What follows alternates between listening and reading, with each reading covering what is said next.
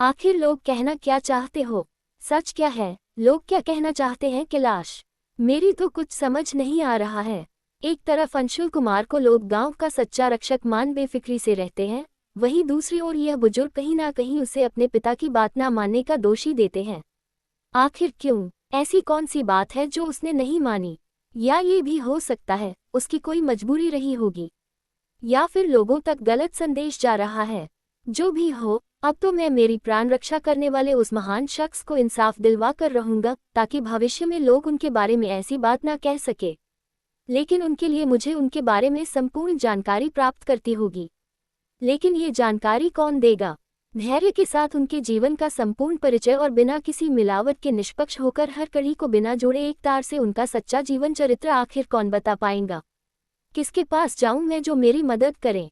तब कैलाश कहने लगा, देखो अगद, अंशुल कुमार के विरुद्ध कहने वाले भी उसकी महत्ता को स्वीकार करते हैं कि उसकी शक्तियां उस गांव को पूर्ण रूप से सुरक्षित रखती है।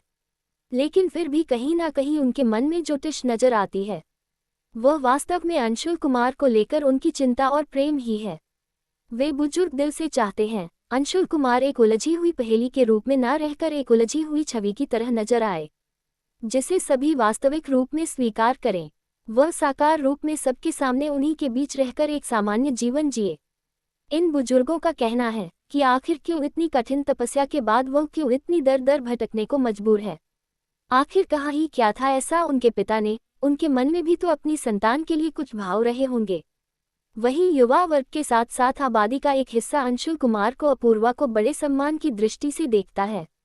वे उन्हें सच्चे योगी और एक उच्च साधक के साथ साथ सच्चा प्रेमी भी मानते हैं। एक ऐसा निश्चल प्रेम जिसे न सिर्फ धरती पर वरन संपूर्ण ब्रह्मांड में माना जाता है। महसुंदर काया और कुछ विशिष्ट गुणों की तलाश में भटकने वाला मानव उस आध्यात्मिक प्रेम के विषय में कल्पना भी नहीं कर सकता।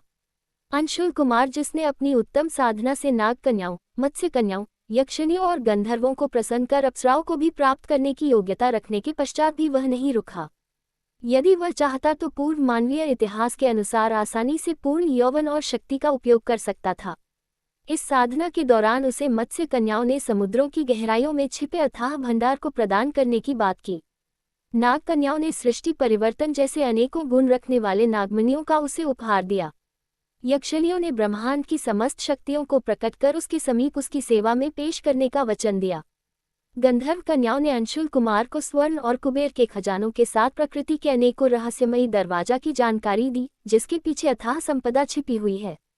इन सब के बावजूद भी जब अंशुल कुमार ना रुके, तब तो शायद सृष्टिकर पुरुष भी अपने आप को नीचा महसूस करने लगा होगा, क्योंकि यह सभी वह कन्याएं थीं जिनके प्राप्ति के पश्चात केवल मोक्ष के जीवन में कुछ शेष नहीं बच जाता, जिसे आसानी से इनकी मदद से प्राप्त करना भी संभव हो सकता था। लेकिन इन सब के पश्चात भी जब अंशुल कुमार ने अपनी साधना नहीं रोकी, तब उनके पिताजी की चिंता बढ़ गई। गुरु का संदेश प्राप्त होने पर वह आश्रम में आगे आए और उन्होंने अपने पुत्र को समझाना चाहा कि मनुष्य जाति की श्रृंखला कन्याओं में से वो जिसका चाहे वरण कर सकता है। यदि फिर भी इन सब के पश्चात यदि वह उपरोक्त बताई गई किसी अन्य जाति या वर्ग, नाग, मत्स्य, यक्ष, गंधर्व का विवरण करना चाहा, तब भी उनके कोई इतराज नहीं होगा। लेकिन इसके आगे की ऐसी कठोर साधना का आशय उन्हें ठीक नहीं जान पड़ता। शायद उनके पिता अपने पुत्र की इच्छा को कुछ हद तक समझ गए थे। न जाने लेकिन क्यों या यूं कहे अपने पुत्र की काबिलियत पर पूर्ण विश्वास न होने के कारण उन्हें भय था कि वह ब्रह्मांड की उस शक्ति के समीप पहुंचने पर उसका तेज बर्दाश्त कर पाए कि नहीं। ये सच वे चिंतित थे। शायद इसलिए वे आज गुरुकुल में स्वयं अपने पुत्र को समझाने पहुंचे थे। लेकिन साधना पथ पर एक बार आगे बढ़ चुके अंशुल कुमार के लिए शायद वापस लौट पाना संभव नहीं था। अंशुल कुमार बचपन से ही जिद्दी होने के साथ साथ कठोर तप का अभ्यास कर चुके अंशुल कुमार जिन्होंने अपने समस्त इंद्रियों को नियंत्रित कर रखा था, उनके लिए अब कुछ भी असंभव नहीं था। वह लौट जाए ऐसा संभव नहीं, और शायद इसलिए उनके पिता उनसे नाराज हो गए।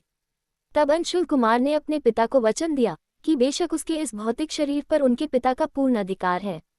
पुत्र की चिंता करना उनका 100% अधिकार भी है। लेकिन जब बात भौतिक शरीर के सुख की ना हो, तब शायद उनके अधिकारों की सीमा छोटी पड़ जाए। कुछ ऐसा ही था, क्योंकि अंशुल कुमार वे चाहते थे जिसे आज तक इस सृष्टि में किसी ने भी नहीं मांगा और न ही ऐसा दुस्साहस किया, लेकिन कर्म और तप का फल ना मिले, ऐसा इस सृष्टि में संभव नहीं, क्योंकि अपने भक्तों की तपस्या का फल देने के लिए ईश्वर भी बाध्य है। यदि ऐसा न हो तो भस्मासुर जैसे अनेकों भक्तों को वरदान देने से ईश्वर नकार सकते थे, लेकिन उन्होंने ऐसा नहीं किया। फिर भले ही उसके पश्चात उसी के हाथों उसका अंत करने के लिए स्वयं देवताओं को भी संघर्ष करना पड़ा, और अंततः स्वयं श्रीहरि के विषमोहिनी स्वरूप के ब्रह्मजाल में फंसकर वह भस्मासुर नृत्य के दौरान कल को प्राप्त हुआ। ऐसे अनेकों प्रसंग हैं जब अपने भक्त के सामने विध्वंस होकर त्रिदेव सब कुछ जानते हुए भी अपने भक्त की इच्छा को पूर्ण करने के लिए बाध्य नजर आए। इसी विश्वास के कारण अंशुल कुमार निरंतर साधना में लग रहे। इस प्रकार की साधना ने इन्हें हर चरण पर एक अचूक शक्ति प्राप्त हुई। अब उनके पास शक्तियों का भंडार था, लेकिन बड़ी शालीनता से वे अपनी साधना में लीन थे। तो क्या अंशुल कुमार अपने लक्ष्य तक पहुंच पाए? आखिर क्या था वह जिसे पाने के लिए उन्होंने इतना कठोर तप किया? क्या उन्होंने रावण की तरह शिव के आत्मलिंग का लक्ष्य रखा, या फिर असुरों और देवताओं की तरह अमृत कलश की इच्छा जाहिर की, जिन्हें प्रकृति में प्रकट कर प्राप्त किया गया? सबसे कठिन तप तो शायद अत्यंत रहस्यमय तरीके से इन्हीं दोनों की प्राप्ति हेतु देखे गए हैं, कहकर अंगद ध्यानपूर्वक देखने लगा। उसे ऐसा लग रहा था जैसे उसने अंशुल कुमार के जीवन के रहस्य की उस गुत्थी को सुलझा लिया है, जिसे अब तक एक रहस्य के रूप में दादाजी सुनाते आए हैं। वह भूल गया कि अंशुल कुमार और अपूर्वा की कहानी ऐसे कितने ही रहस्यों से परे हैं।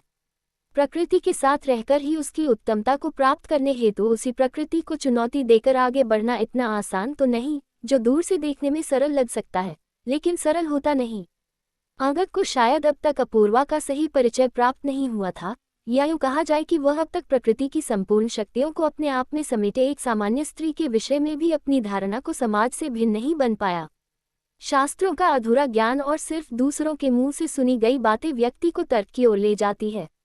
तर्क के समय वही अधूरा ज्ञान किसी साधक को भटकाकर वितर्क और अलग दिशा की ओर मोड़ देती है, जिसका अंत अधूरे ज्ञान में उपजा हुआ अभिमान और जीवन के पतन की ओर अग्रसर करता है। फिर अंगद ही क्या, स्त्री की परिभाषा तो उत्तम पद पर आसीन आदमजात या राक्षसी क्या, महाभूति और देवताओं द्वारा भी शायद सही समीक्षा के रूप में नहीं देखी गई। ये ठीक उसी प्रकार है जैसे सूर्य के सामने बैठकर उसकी गर्मी का अनुभव करना, लेकिन मुख्य स्रोत को न जानना। सूर्य को प्रत्यक्ष रूप से उस प्रकाश के लिए धन्यवाद देना, लेकिन उन बादलों की अवहेलना करना जिन्होंने उस ताप को स्वयं बर्दाश्त कर एक निश्चित मात्रा में उस ऊर्जा का संचार पृथ्वी तक किया, जिसमें मानव या अन्य जीव जंतुओं को कोई क्षति न पहुंचे, और कोई नीतिवश हाथ में जल लेकर प्रतिदिन सुबह ताम्र कलश में सूर्य को जल अर्पित कर अपने कर्म को पूरा हुआ मानता है, लेकिन कभी भी उसने न तो नियमों को ध्यान दिया और न ही उन विचारों को। वास्तव में हमारा शरीर एक अर्थपित की तरह तांबा, संशोधन और विवरण की तरह, और गिरता हुआ जल आकाश की उस ओजन परत की सुरक्षा के लिए सूर्य के सामने नतमस्तक होने का एक तरीका है, जिसे अनुभव किया जाना अनिवार्य है। यदि व्यक्ति इसका प्रत्यक्ष अनुभव करना चाहे तो वह जल चढ़ाने की क्रिया के दौरान कुछ समय के लिए अपनी आंखें बंद कर उस जल की धारा पर ध्यान केंद्रित करे, तो उसे अपने भीतर पिष्मिटनुमा आकृति मध्य और उससे टकराकर जल से निकलने वाली किरणों का स्पष्ट आभास होगा। चाहे तो इसे कोई भी साधक आसानी से अनुभव कर सकता है। जो भी हो, बनाए गए सिद्धांत वर्षों का अनुभव और विज्ञान की अदृश्य पहलुओं को सरल भाषा में समझाने का प्रयास किया, जिन्हें अंशुल कुमार को गुरु कृपा से समझ पाना शायद तब और आसान हो गया जब गुरु माता ने उन्हें प्रकृति के रहस्यों को उसकी साक्षरता को समझाते हुए एक उत्तम स्त्री के चरित्र और उसके जीवन में महत्व के साथ एक पतिव्रत के गुण का महत्व समझाया था।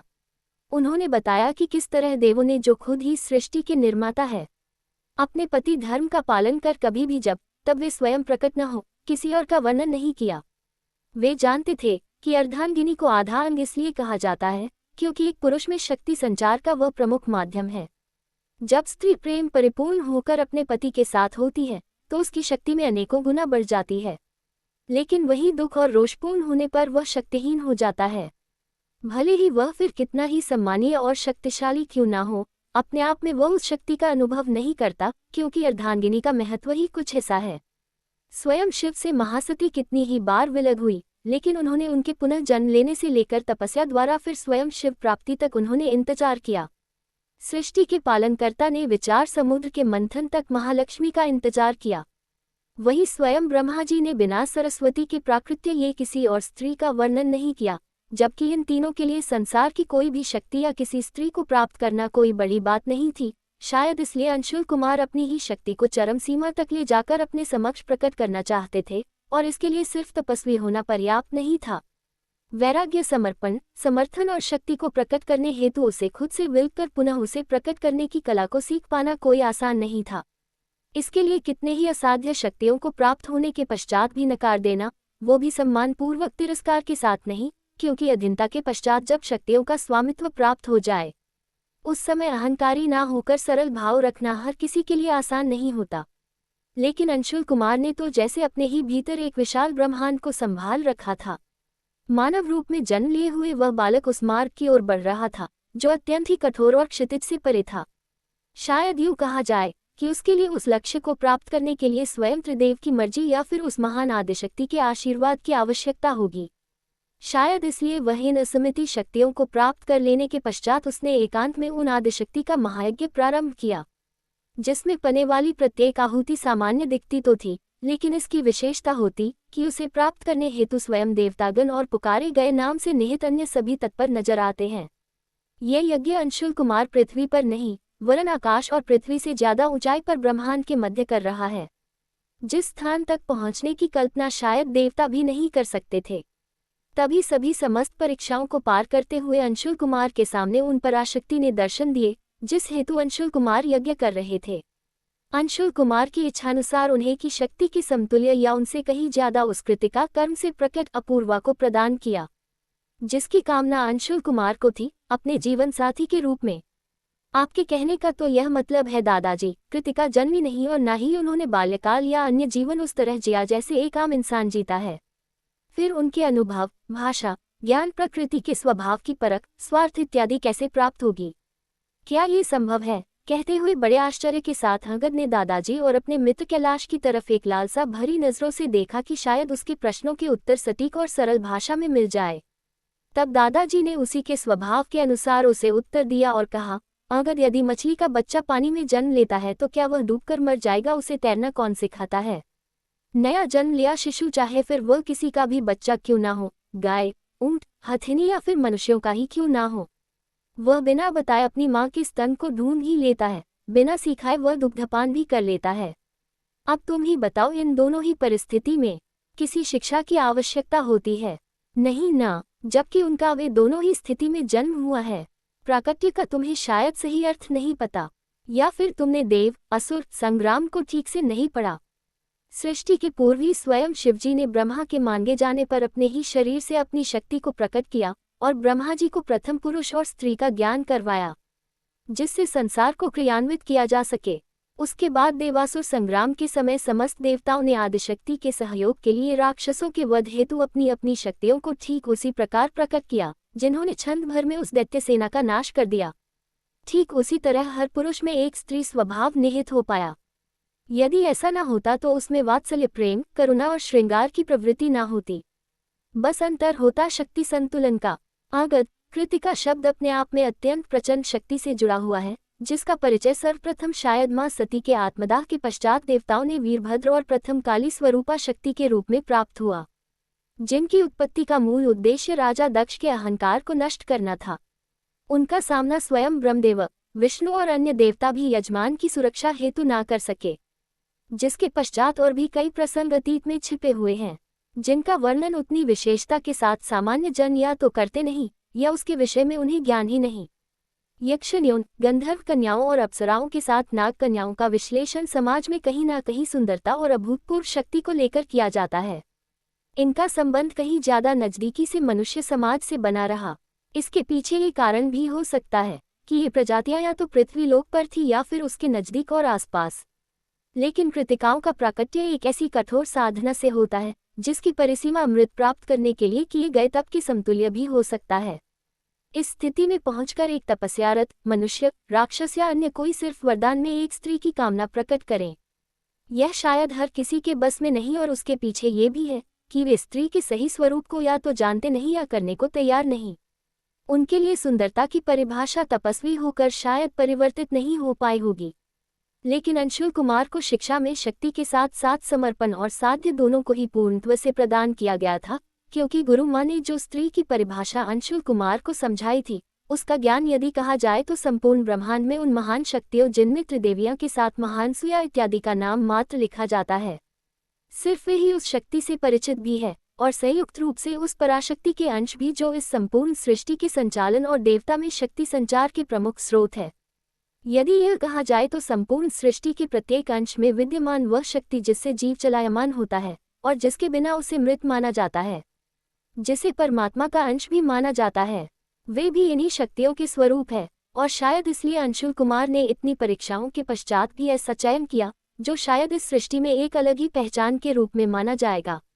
उसने अपनी ही शक्ति से अपने तपोबल को समर्पित कर उस कृतिका को मांगा जो उसके जीवन की उस कहानी को पूरा कर सके जिसे अब तक वो अधूरा समझता था, इसलिए उसका नाम अपूर्वा रखा। अपूर्वा अंशुल कुमार के तप से प्रकट हुई और एक ऐसी महाशक्ति जिसके प्राकट्य के समय शायद कभी यह भी नहीं सोचा था कि कभी ऐसा भी हो सकता है कि जब वह अपूर्वा को लेकर अपने ही परिवार के मध्य जाए, खुद अंशुल कुमार का परिवार और वह समाज उसे स्वीकार करने से इनकार कर दे, क्योंकि अंशुल कुमार ने अपना अभी तक का जीवन बाल्यकाल के पश्चात गुरुकुल में ही बिताया था। शायद इसलिए समाज के कुछ उन कटु सत्य से वह अनभिज्ञ था जो नीच स्वार्थों से और पुरुष प्रधान समाज के अधूरे ज्ञान का कारण थे। लेकिन भूत, भविष्य और दिव्य दृष्टि प्राप्त कृतिका का सब कुछ जानने के पश्चात भी अपने स्वामी अंशुल कुमार के निर्णय को नकार नहीं सकते थे। वास्तव में उस संपूर्ण सृष्टि में उस समय उसके अलावा समरूप दृश्य के रूप में कोई दूसरा विकल्प भी नहीं हो सकता था।